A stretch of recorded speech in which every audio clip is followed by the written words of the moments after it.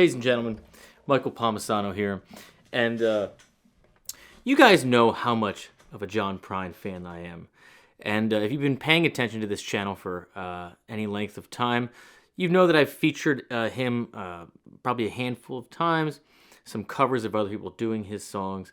And Sophie Baldwin from Oh Boy Records, Prine's record label in Nashville, has reached out to me over the years and sent me things and sent me artists. And I'm just forever grateful for labels that really appreciate me for who I am and what I do. And she sent me another one, and she goes, I want to send you, in case you're interested, Dan Reeder's only performance video of Havana Burning. It's the only video of Dan performing the song in whole. And she shoots me an unlisted link, which I'm not going to share unless she tells me I can. She says, Dan is currently Oh Boy's longest signed artist, and he's based in Nuremberg, Germany. I have attached the original letter Dan had written to John that ultimately led to him starting a music career. And well, it tells a lot about who Dan is. So, again, I'm going to ask if I can share this, and if I can, if you hit the first link in the description, I'll probably also pin it in the comments. I now host all of my videos ad-free for no extra charge for GuitarGate subscribers on the website. And what's great about this is that I can attach files and PDFs and everything else you can't do on YouTube. So I'm going to ask her permission, and if I can share both the handwritten letter from Dan to John and John's record letter back, I will attach them. If not, it's because I'm respecting their wishes. And that's it. I don't think that I have, I have heard Dan Reeder's name. It rings a bell. But I'm not positive I can name one of his songs. And this is ice cold. I don't think I've heard this one. So Sophie and everybody down there at Oh Boy in Nashville, thank you so much. Can't wait to meet you all in person. Thanks for the endless support. Busted out the acoustic guitar for this one. Let's take it in.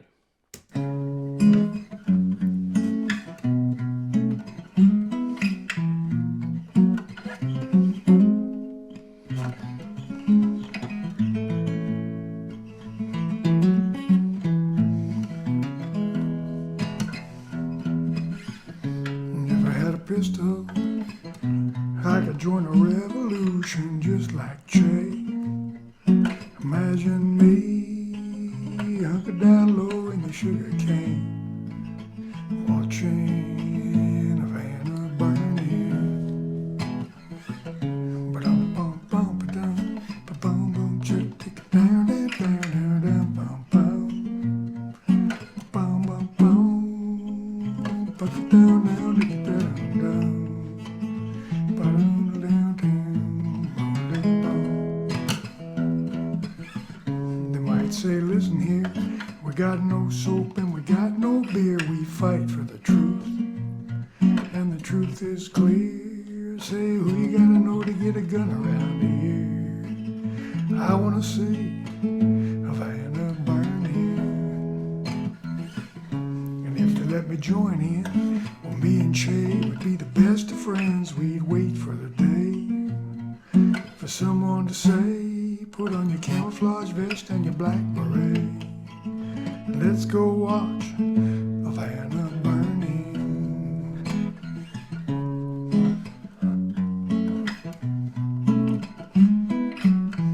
Okay, I didn't want to stop.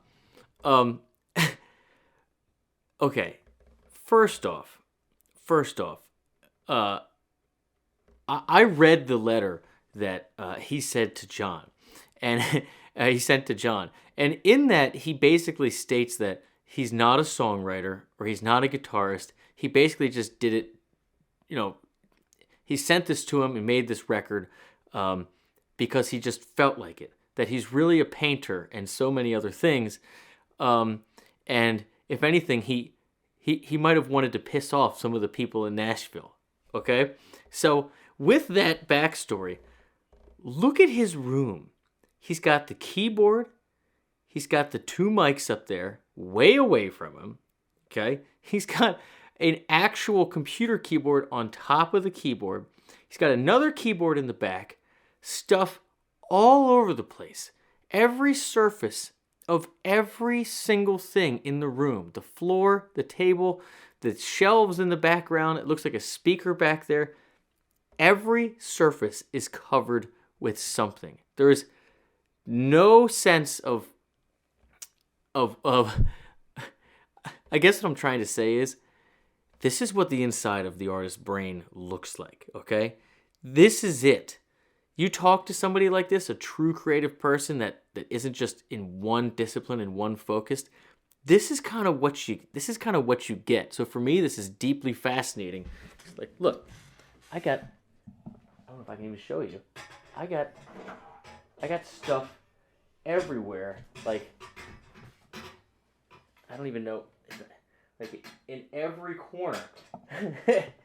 On the ground, I got plans for the barn on the ground.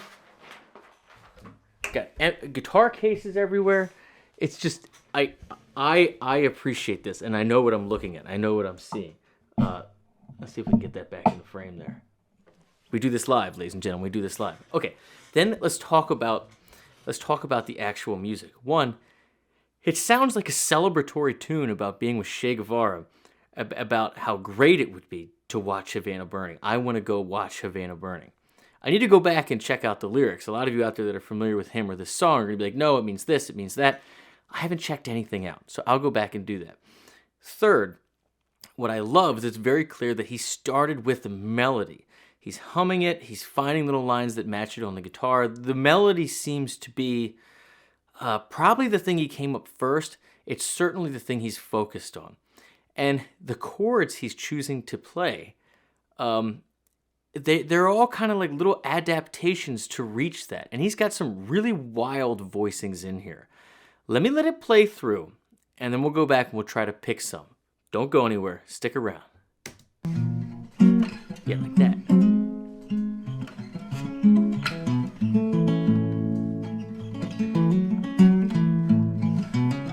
Look at that grin.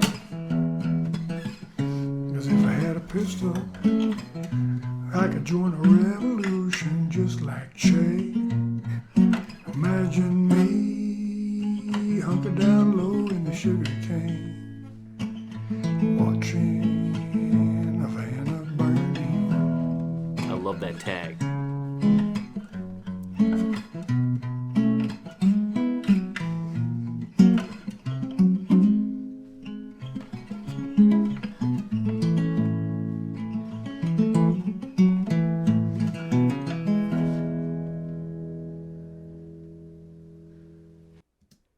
Okay,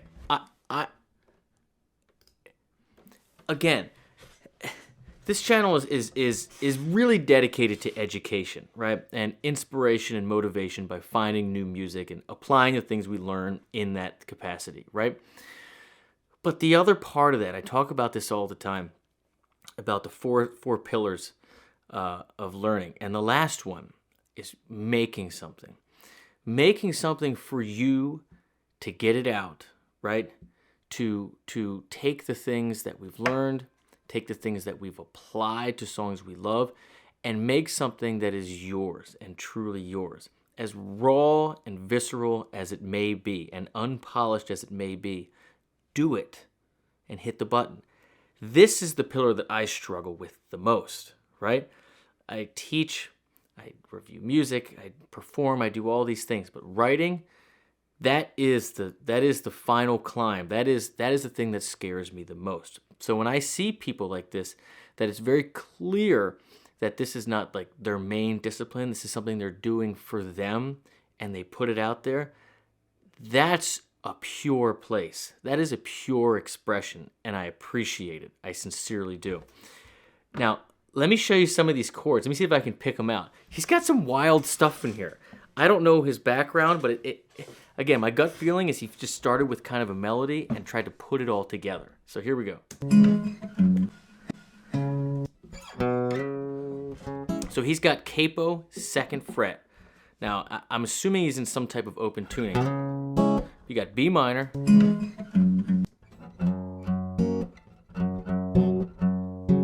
See he just doing a power chord in F sharp? No, F sharp minor.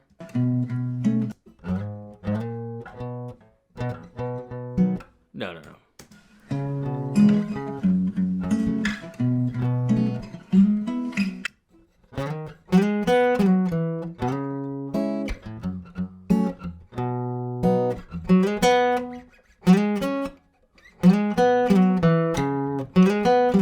Yeah, okay, okay.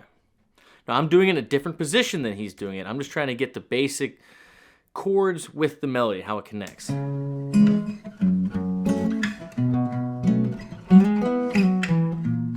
That is so crazy.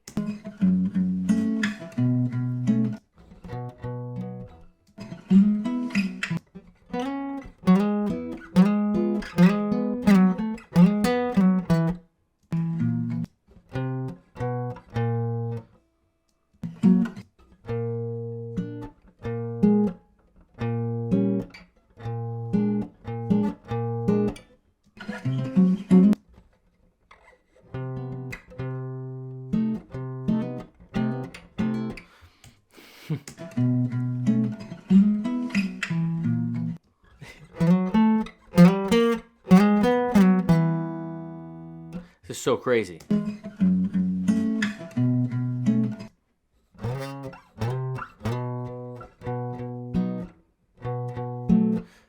Yeah. Gotta use my ear.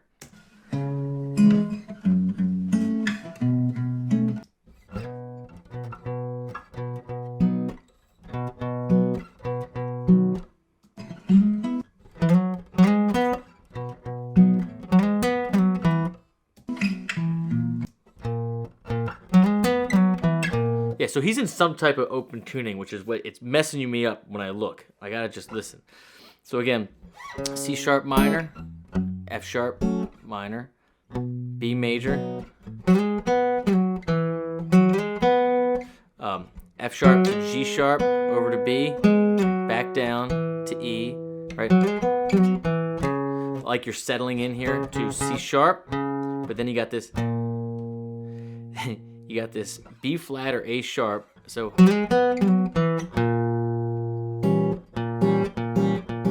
almost like A sharp diminished. So you got like A7, right, like that, like this little big minor 7, A sharp minor 7 flat 5, maybe, you know.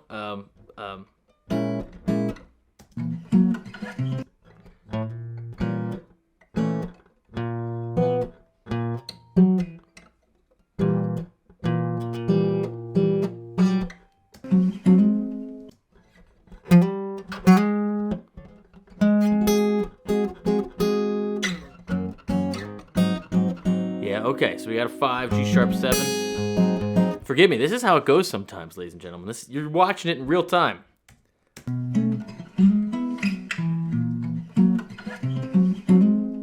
Boom, boom, boom.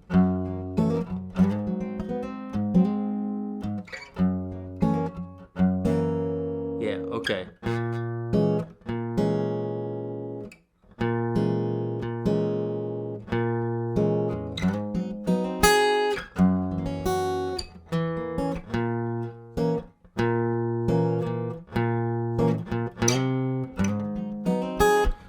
So bizarre.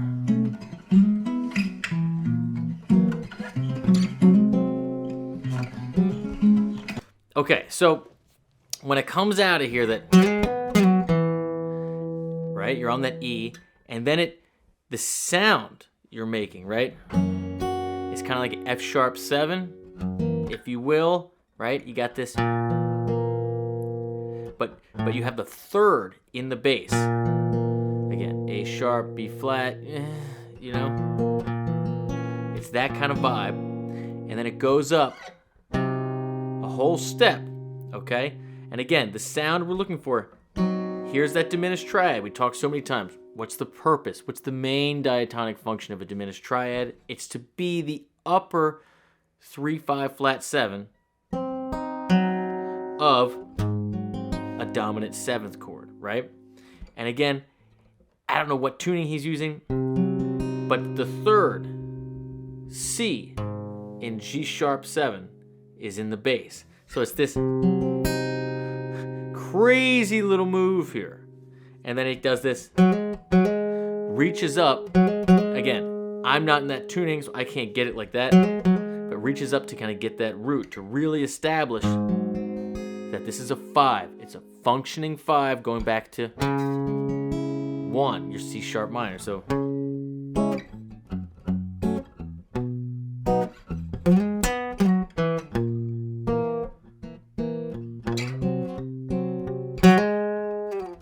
something like that. Kind of crazy, right? I love that he figured this out and how to make it work for him. It's just, I see the artist going on here. The artistry, whatever you want to call it. Now we got,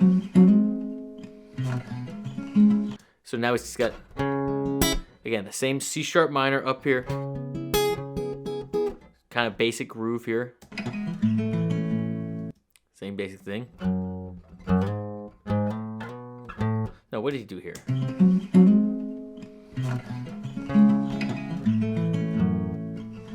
No, wait.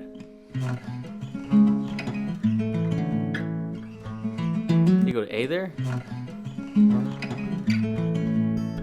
Yeah. So now we got C sharp minor to A major.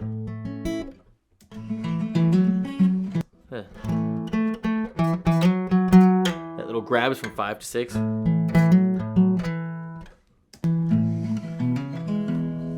Yeah.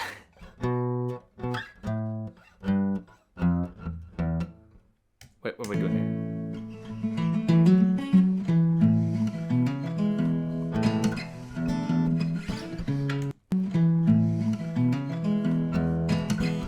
All right, so there we go. We finally get it. So we're in capo 2nd fret, but it's you're getting the sound of an open E major chord with the capo 2nd fret. All right, now. Yeah. Again, he just came up with this. So let's look at the chords we have in here. We have an E major, we have an A major, we have a B major, we have a C sharp minor, we have an F sharp minor. Those are all 100% in the key of E, right? Your outliers here are obviously this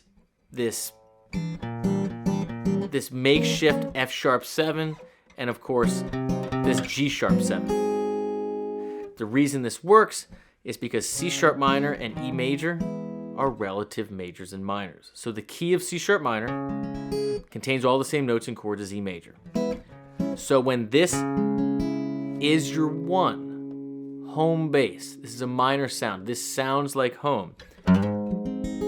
Making this G sharp 7, increasing the 3rd from a minor 3rd to a major 3rd, because again, in key, it'd be G sharp minor.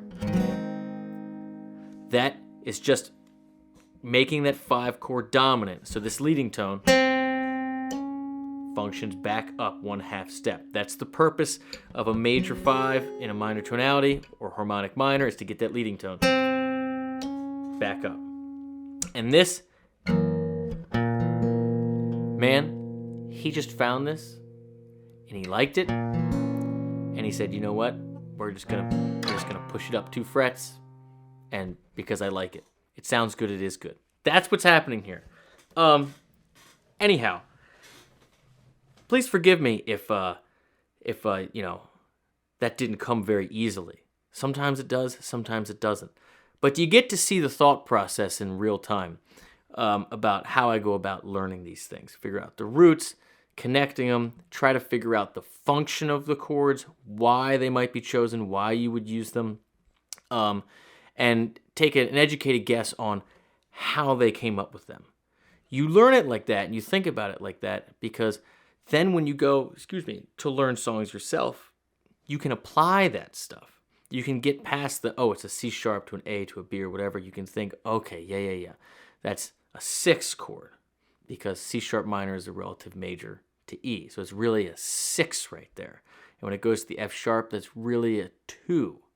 And the reason we make this G sharp 7 is because we want to resolve to that minor tonality, make that B a B sharp. I know it's crazy, but B sharp and C are the same thing, if you will, if you want to keep it enharmonically, correct, to get that up to C sharp, right? And then when you go to write stuff, again, the fourth pillar, you can kind of take these things, think in terms of melody, chord function, and not just specific notes, specific parts on the neck, etc. But besides all of that, make something. I'm talking to me too. I've been thinking so much about it. My friend Bill Armstrong at the show the other day asked me, he goes, how many originals do you have? I said, man, that has been the hardest part. And he goes, do you have the lyrics or do you have the chords? I said, I actually know exactly what I want to say. I say a lot of it on this channel. I reiterate a lot of recurring themes, a lot of universal truths that I call them. And I have lots of little phrases and sayings that mean a lot to me. It's the music that I overthink, as strange as it might be. I mean, you just saw it happen. You saw me go deep in the weeds. That's kind of where I live. I mean, look at that room. It's where we live. But I'm going to do it. Now I invite you to do it too.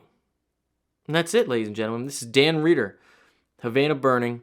Again, thank you, Sophie, and everybody down at Oh Boy Records. Can't wait to meet you all in person. Thanks for everybody for watching. If you dig the vibe of this channel, you can tell it's a little different. You can tell we try to get to the root of what things are, why they are, and why they work, and why we might like them. Please subscribe. Please like, tell a friend, drop a link, drop a comment, let me know what I should do next. And if you'd like to support the channel, you can do that by taking my lessons and courses. I make a living by making courses for the internet. I built a whole community based around it. It's called GuitarGate, and the link is in the description. And again, you can watch this video, and if Sophie says it's okay, I will include those letters from Dan and John back and forth. That's it, ladies and gentlemen. Have a great day. See you.